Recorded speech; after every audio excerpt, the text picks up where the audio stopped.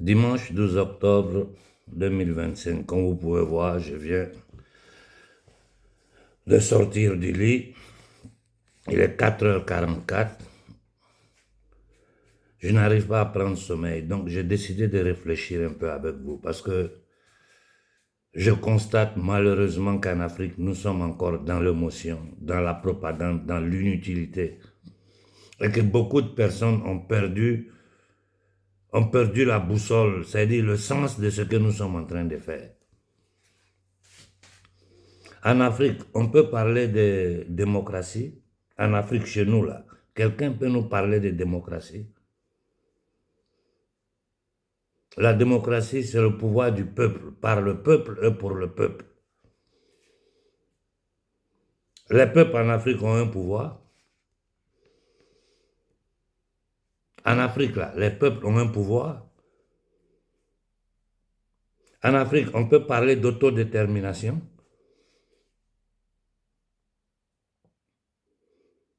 De quoi nous parlons? Ça fait une semaine que je ne parle pas. Je ne fais qu'observer ce qui se passe sur le territoire africain et en général sur l'échiquier international. Je vais poser une question à tous ces panafricains, parce que c'est un mot que je vais même éviter maintenant. Qu'est-ce qu'une révolution? L'Afrique a-t-elle besoin d'une révolution, si ou non? Voici les questions qu'il faut poser. Et à partir de là, nous allons essayer de réfléchir. Selon le dictionnaire, une révolution est un changement radical et profond dans la structure politique, sociale, économique, scientifique ou culturelle d'une société, souvent caractérisée par une rupture brutale et violente avec l'ancien ordre. Je reprends. Une révolution est un changement radical profond dans la structure politique, sociale, économique, scientifique ou culturelle d'une société souvent caractérisée par une rupture brutale et violente avec l'ordre établi, l'ordre ancien. Au sens politique, c'est le renversement d'un gouvernement ou d'un régime par la force menant à l'instauration d'un nouvel ordre. Dans d'autres domaines comme les sciences, les arts, le terme désigne bouleversement majeur et une nouvelle orientation. Je reprends. Au sens politique, le renversement d'un gouvernement ou d'un régime par la force menant à l'instauration d'un nouvel ordre. Dans d'autres domaines comme la science, les arts, le terme désigne bouleversement majeur et une nouvelle orientation. Les caractéristiques clés d'une révolution, c'est quoi? Le changement radical. Contrairement à une réforme, faites très attention là. Une révolution et une réforme, ce n'est pas la même chose. Contrairement à une révolution instaure de manière irréversible un nouvel ordre différent de l'ancien. La rupture, il y a une rupture nette entre ce qui existait avant l'état des choses et après l'événement révolutionnaire. Vous avez tous compris ce que c'est qu'une révolution. Montrez-moi en Afrique où il y a une révolution. Honnêtement parlant, intellectuellement parlant, montrez-moi en Afrique où on peut dire qu'il y a une révolution. Montrez-moi. Ça continue à flirter avec la Banque mondiale, le Fonds monétaire international, toutes les institutions internationales. Ça continue à flirter. Ça continue à se balader en Europe, à commander l'aide européenne pour la survie de notre peuple. Oh, bon Dieu. Dites-moi, quelle est la situation? Qu'est-ce que vous lisez actuellement? Je prends le cas de l'AES parce que c'est là notre centre d'intérêt en ce moment. Ce que je vous ai lu comme révolution, là, vous voyez ça au Mali? Vous voyez ça au Niger? Répondez honnêtement vous-même. Vous le voyez au Mali, au Niger?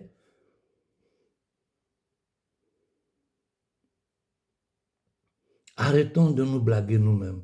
Arrêtons de jouer avec le destin des futures générations. Quand un père une société ne se pose pas cette question essentielle. Qu'est-ce que nous allons laisser à nos enfants? Quel est l'héritage que nous allons laisser à nos enfants? Si vous vous posez ces questions-là, pères et mères, frères et sœurs, si les gens commencent à se poser la question, parce qu'il faut avoir vraiment une conscience, c'est-à-dire être totalement libre, mentalement, intellectuellement, pour pouvoir poser certaines questions. Qu'est-ce que nous allons laisser à nos enfants, vu la situation actuelle de l'Afrique? J'ai posé la question, c'est quoi une révolution? Vous avez écouté. Je pose la question, ce que nous sommes en train de voir dans l'AES là, c'est une révolution? Ou au Mali, tous ceux qui ont envoyé les militaires au pouvoir sont en prison. Le pays est dans du désordre. Les terreaux attaquent à droite, à gauche, ça coupe les têtes, ça, du n'importe quoi. Au Niger, quelle est la situation qui a changé? Le Premier ministre se balade pour aller commander à droite, à gauche. C'est-à-dire, les gens là se comportent comme si l'Afrique n'a pas les instruments pour pouvoir se révolter. Comme si l'Afrique ne peut pas changer son destin si on ne sort pas de cette mendicité volontaire, de cette imposition coloniale, une soumission volontaire de ce que vous appelez les dirigeants africains, sans exception. Bon, au Burkina, il y a le jeune capitaine qui, tant bien que mal, essaie de faire quelque chose. Il essaie de mettre sur pied un programme que notre aîné Sankara avait tenté de mettre sur pied. Il essaie de faire travailler la société burkinabé. Il essaie d'organiser, de poser des actions qui peuvent donner un peu d'oxygène à la société burkinabé. Mais ça, là, ça ne peut pas libérer le Burkina. On n'est pas du tout sur la voie de la libération. Vous avez vu que nous avons dû intervenir pour que le capitaine mette hors jeu les inoculateurs professionnels sur le territoire burkinabé. Ça veut dire qu'il y a beaucoup de choses qui se font sans son consentement. Ça veut dire qu'autour de lui, il y a des lobbies, il y a des influenceurs, très souvent maçonniques, qui travaillent pour les intérêts des impérialistes contre celui du peuple burkinabé. Quelle solution nous proposons? Parce que tout le monde bavarde. Quand il va dans le monde africain, du matin au soir, la nouvelle schizophrénie des Africains, c'est partager des vidéos plus ou moins utiles, mais passer le temps à partager, sans jamais chercher à décortiquer ce qu'il y a derrière, sans jamais aller à l'essentiel. Et l'essentiel ici, c'est les voies et moyens pour arrêter les États-Unis d'Amérique en Afrique. Aucun gouvernement africain ne parle d'eux. Au contraire, il parle de coopérer avec les États-Unis, ceci, cela. Mais c'est-à-dire, on est dans un mensonge piloté par ces nègres des salons, ces esclaves des salons que vous appelez président, abusivement appelés président. Ils ne contrôlent pas l'économie, ils ne contrôlent pas la monnaie, ils ne contrôlent pas l'espace, ils ne contrôlent pas le territoire. Ils sont présidents de quoi? Ce ne sont que des gardiens de camps de concentration, des Africains indignes. Et je répète, des Africains indignes, inconscients de la couleur de leur peau, qui ne pensent qu'à leurs intérêts personnels et à protéger le pouvoir maléfique que les Occidentaux ont mis dans leurs mains, parce que c'est eux qui décident qui devient quoi en Afrique, encore aujourd'hui.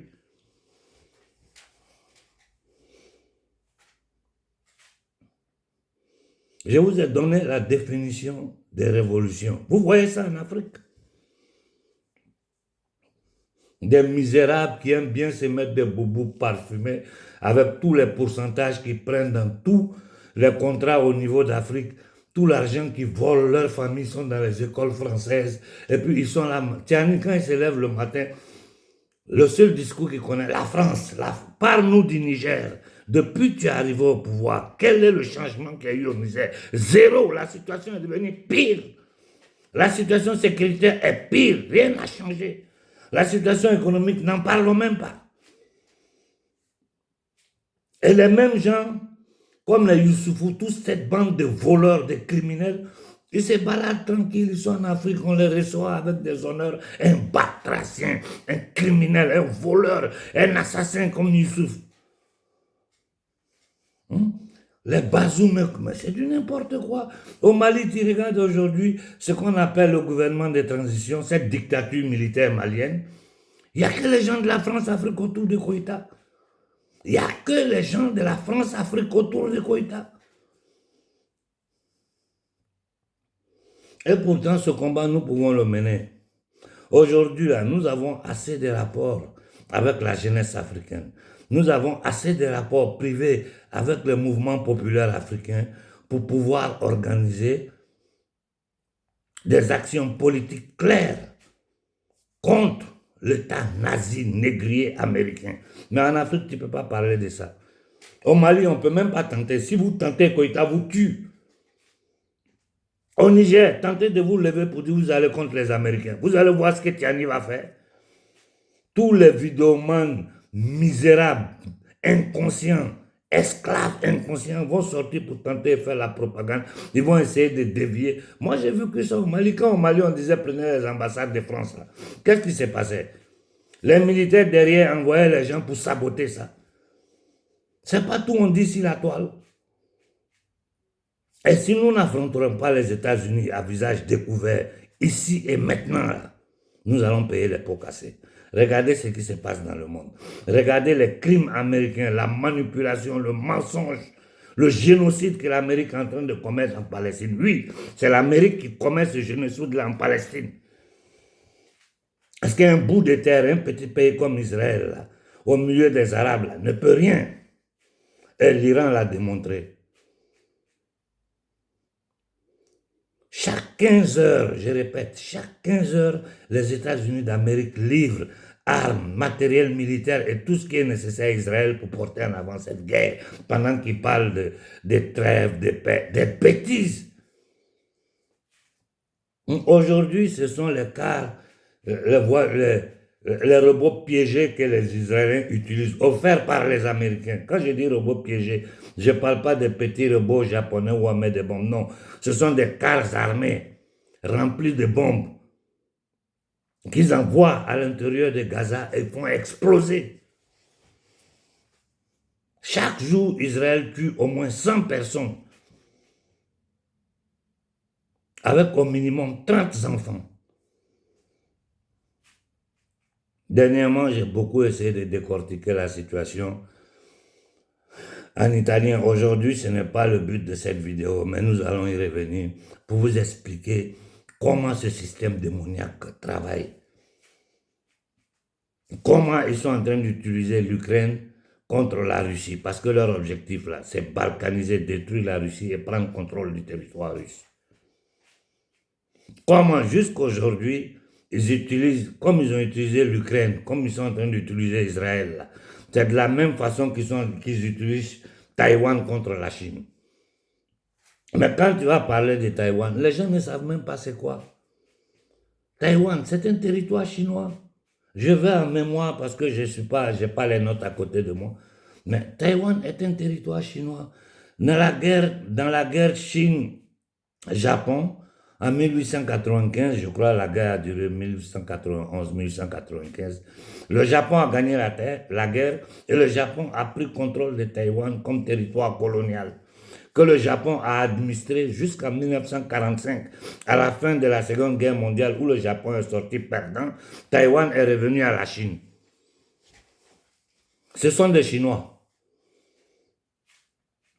Mais après 1945, si je ne me trompe pas, en 1949, la guerre éclate en Chine, une guerre civile violente, sans oublier le siècle de l'humiliation que les Chinois ont subi, avec 2 agressions anglaises de l'Empire anglais, la guerre de l'opium pour détruire la société civile chinoise. En 1949, je crois, quand la guerre civile a explosé, les communistes de Mao Tse-tung ont gagné la guerre. Et Mao a proclamé la Chine populaire communiste avec capitale Pékin. Chiang Kai-shek qui a perdu la guerre, il a fui, il s'est réfugié sur l'île de Taïwan. Et de l'île de Taïwan, lui aussi, il a déclaré le gouvernement nationaliste chinois avec la capitale Taipei. Donc ça veut dire que Mao, comme Chiang Kai-shek, tous les deux proclamaient une nation chinoise. Seulement que Shanghai Shek a fait pour lui sur l'île de Taïwan, avec capitale comme Taipei. Et je vous dis, si je ne me rappelle pas bien, jusqu'en 75, je peux me tromper sur les chiffres parce que je ne les ai pas sous mes yeux. C'est Taïwan qui représentait la Chine au Conseil de sécurité des Nations Unies. C'est après la normalisation entre les États-Unis et la Chine populaire que la Chine a pris son rôle, je répète bien, son rôle au sein des conseils de sécurité des Nations Unies. Mais aujourd'hui, l'Amérique utilise Taïwan comme arme contre la Chine en disant non, nous allons empêcher toute tentative forcée d'unification de la Chine. C'est chez eux. Ce sont des Chinois qui sont là. Et le gouvernement de Taïwan avec capitale Taipei, fait par Chiang Kai-shek, étaient des Chinois qui se réclamaient, eux, les légitimes dirigeants de la Chine, quand le vent communiste les a balayés. Jusqu'aujourd'hui, on est dans ce problème de Taïwan que les Occidentaux utilisent toujours comme arme contre la Chine. Parce que le but des États-Unis, c'est la Chine qui vise, même s'ils ne parlent pas. Nous voyons bien tout ce qui se passe au Moyen-Orient. L'Amérique a militarisé tout l'Asie-Pacifique. Et aujourd'hui, c'est l'hémisphère nord, c'est sur l'hémisphère nord que les Américains veulent mettre leur veto. Voilà pourquoi ils sont en train de violenter le Venezuela. Ils ont menti, ils ont créé un cartel fictif de trafic international mettant Maduro à la tête pour essayer, ils s'apprêtent à attaquer le Venezuela. Voilà de quel pouvoir nous sommes en train de parler. Le pouvoir anglo-saxon, le pouvoir anglo-sioniste. Donc, moi, j'ai dit à Ibrahim, au moins à lui, on peut parler. Aujourd'hui, nous avons les possibilités d'organiser nos rangs. Nous ne vous demandons même pas un seul franc.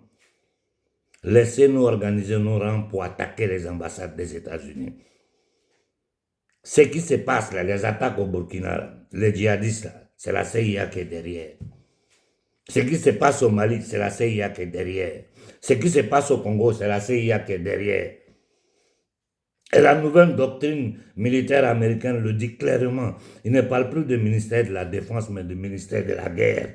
Vous avez écouté ce que ces malades mentaux, quand ils ont réuni plus de 800 généraux américains, de 800 bases américaines placées dans le monde,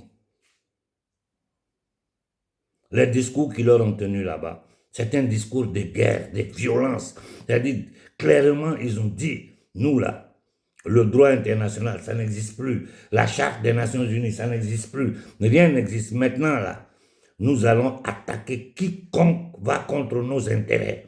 Avec la violence, avec l'armée. C'est un message clair que ces batraciens, démons incarnés dans un corps humain, ont envoyé à toute l'humanité. Les impositions qu'ils sont en train de faire à l'Europe, la soumission des dirigeants européens, la corruption des dirigeants européens, le silence et la complicité des dirigeants européens, tout ce qui se passe en Palestine, au Venezuela, dans tout le continent noir, ça doit nous donner à réfléchir. Nous devons comprendre que c'est une rupture brutale qu'il faut en Afrique. Il faut un soulèvement populaire massif. Parce que ce dont ils ont peur, c'est l'opinion publique. Ces gens-là n'ont peur que de l'opinion publique. Vous m'avez posé beaucoup de questions sur le conflit israélo-palestinien dans les détails.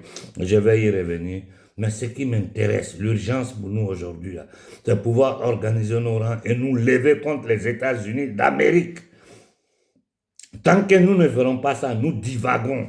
On peut analyser les petits, on peut faire tout ce qu'on veut, mais on ne va nulle part.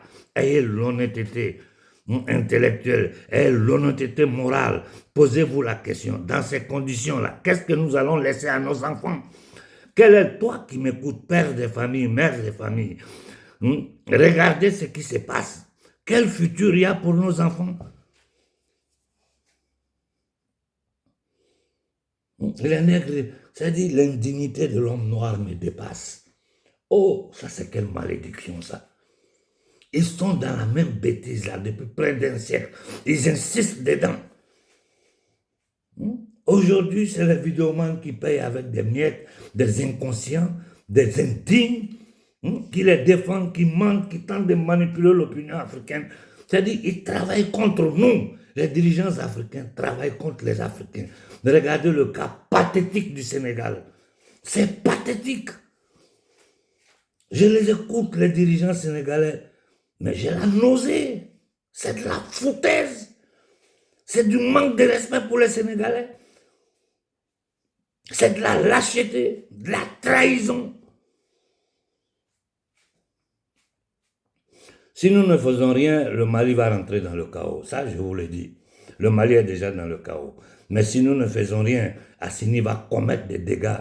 Ce que Ouattara a fait, ce n'est rien. Je ne vais pas rentrer dans ces histoires de citernes qui arrivent de la Côte d'Ivoire d'ici. Tout ça, ça ne m'intéresse pas. En ligne générale, quand vous regardez, il y a une révolution au Mali. Les gens ne parlent même plus du franc CFA. Et de temps à autre, ils essaient de créer des fakes sur la toile pour faire croire aux gens qui sont en train. Ils mentent. Ils mentent. Ils négocient avec eux pour voir dans quelle mesure quelque chose peut se faire parce que les Africains commencent à en avoir marre. Mais ils mentent sur toute la ligne. Je vous dis, ils mentent. J'ai commencé cette vidéo en vous donnant la signification du mot révolution. Dites-moi si en Afrique il y a révolution. Du Congo, je ne sais pas quoi dire. On a tout dit, mais ils refusent. Les Congolais refusent de se battre pour leur autodétermination, pour leur dignité, pour leur droit naturel de vivre en paix, en dignité et dans l'opulence avec toutes leurs richesses. Ils refusent. Ils sont dans la sapologie. Tu les regardes comme ça, j'ai dit, mais ça c'est des singes. Ce n'est pas des êtres humains. Ils n'ont pas de cerveau. On sort des lieux religieux, hein, on rentre dans les bars, on est dans du n'importe quoi, la danse, le football, le sexe à gogo. Pendant que vous êtes dans la misère, dans la pauvreté, l'eau potable, je vous ai posté ce que le jeune frère m'a envoyé du Congo la dernière fois. À Kinshasa, il y a problème d'eau potable, de courant. À Douala, à Bamako, partout en Afrique, il y a du bordel. Et nous, on continue, on est là, les intellectuels jeunesse panafricaine à partager des vidéos. C'est de l'inutilité s'il n'y a pas d'organisation. Et aujourd'hui, nous avons les capacités de nous organiser. Mais les dirigeants africains nous empêchent de le faire. Au Burkina, que le capitaine nous laisse organiser les mouvements au Burkina. Nous, on va mettre l'argent de nous. D'ailleurs, on a une cagnotte qui est là. En dehors de ça, nous sommes prêts à mettre l'argent dans notre poche pour aider. Si nous sommes vraiment dans des manifestations sincères, dans ce truc-là, on ne peut pas tricher. Où tu affrontes l'ennemi clairement, aux yeux du monde entier. Regardez un peu, aujourd'hui, pourquoi ils ont des problèmes. À l'intérieur des États-Unis, il y a de gros problèmes là-bas parce que la jeunesse américaine a compris ce qui se passe en Palestine. Et dans leur conscience, ils disent non, nous, on ne peut pas, à notre nom, on ne peut pas faire ça. Donc aujourd'hui, là, Israël est obligé, Israël a payé CBS, ils sont en train de payer les influenceurs, tout ce qu'ils peuvent payer comme médias, ils ont mis la main sur TikTok. Ils sont en train d'essayer de mettre la main sur TikTok. Moi, quand j'ai débarqué sur TikTok, mes 10 premières vidéos, allez regarder. En moyenne, je faisais 700 000 visualisations, sinon 1 million et quelques. Aujourd'hui, si j'ai 2000 même, c'est beaucoup. C'est-à-dire, même là-bas, on nous a skermé encore. Nous sommes en guerre. C'est une guerre qui dure 5 siècles. C'est une guerre de libération de l'Afrique. Et pour libérer l'Afrique, il faut une révolution. J'ai dit au capitaine Ibrahim, laissez-nous organiser la société civile au Burkina Faso. Nous allons prendre ces ambassades américaines-là, sans violence, et leur dire la vérité. En nous permettant ça, nous là, on est en train de te sauver, on est en train de sauver le Burkina. Parce que tant que nous n'affronterons pas les Américains vis-à-vis le terrorisme dans le Sahel, ça ne va pas finir. Quiconque m'écoute sait que je suis en train de dire la vérité. Tant que l'Amérique ne sera pas mise à nu aux yeux du monde entier, de façon massive, c'est-à-dire des millions d'Africains sur pied, au point que la société américaine regarde et dit mais qu'est-ce qui se passe? Les Noirs là sont en train de se lever contre nous. Voici leurs argumentations. Tout est clair, tout est propre. La société américaine va se lever contre ces... Ils seront obligés d'arrêter ce banditisme. Ça va coûter du sang. Ça va coûter la vie humaine. Et je vous dis, moi qui vous parle, si nous nous levons contre les ambassades américaines, ils vont venir sur moi. Je sais. Mais c'est le prix à payer. C'est le prix à payer. Si nous ne prenons pas conscience maintenant, je répète maintenant, qu'il faut que nous agissions rapidement, ils vont foutre le désordre, le chaos, le bordel dans le Sahel. Et la stratégie, nous sommes en train de la voir. Tailler les routes, empêcher l'arrivée du carburant.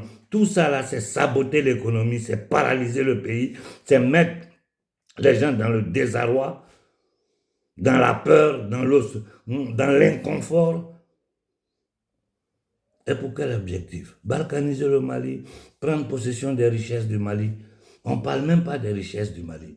Mais le Mali est sauvagement riche. Le Burkina, c'est toute l'Afrique qui est comme ça. Nous sommes nés sur un continent qui est un paradis sur terre. Et les entités démoniaques ont décidé que l'homme noir doit vivre dans la misère, dans l'humiliation, dans le mépris. Nous n'avons droit à rien. Ce n'est pas acceptable. Faisons une profonde réflexion. Je vous en prie, faites une profonde réflexion. Pensez bien à quel futur vous allez laisser à vos enfants. À quel futur nous pouvons laisser à l'Afrique. Dans ces conditions où nous sommes, nous savons qu'ils ne vont jamais arrêter. C'est une question de survie pour eux. Parce qu'ils ont besoin de nos matières premières pour pouvoir dominer le monde, nous dominer. Qu'est-ce que nous faisons? Qu'est-ce que nous faisons? Réfléchissez bien ce dimanche si ces deux paroles que je viens de donner. Qu'est-ce qu'une révolution? Qu'est-ce que l'autodétermination? Quelle est la condition dans laquelle verse l'Afrique? Et qu'est-ce que nous devons faire, nous, en tant que peuple africains, vu que la démocratie, c'est le pouvoir du peuple par le peuple et pour le peuple? Qu'est-ce que nous faisons? Nos dirigeants, qu'est-ce qu'ils sont en train de faire de concret? À part la propagande, le mensonge. Faisons une profonde réflexion. On ne peut pas rester là, parler toujours dans le vide. Il est temps de nous organiser pour poser des actions claires. Comme j'ai dit, au Burkina, si les autorités nous laissent nous organiser, qu'eux s'occupent de leur boulot, nous là, on peut s'organiser, financer et sortir contre les États-Unis d'Amérique. Parce que tant que ce problème-là ne sera pas touché, c'est la racine, tout le mal vient de là. L'Amérique est la main armée du pouvoir anglo-sioniste. Londres est le cerveau diabolique. Et les États satellites comme la France, l'Italie, l'Allemagne, tout ça, ils gravitent autour de ce qu'on appelle l'OTAN, sous le contrôle, sous la supervision américaine pour tuer, voler, piller dans tout le monde entier.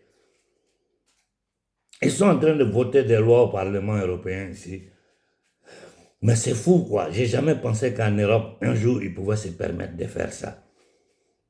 Vraiment, je n'ai jamais pensé. Quand je vois tout ce qui est en train d'arriver en Europe, toutes les impositions, toute la violence que la société civile occidentale est en train de subir du pouvoir anglo-sioniste, mon inquiétude pour l'Afrique grandit à un point exponentiel. C'est-à-dire, nous n'avons pas le choix, c'est un combat que nous devons faire. Ou ça passe, ou ça casse. On ne peut plus rester en condition d'esclave éternel. Bon dimanche à tout le monde et merci pour l'écoute.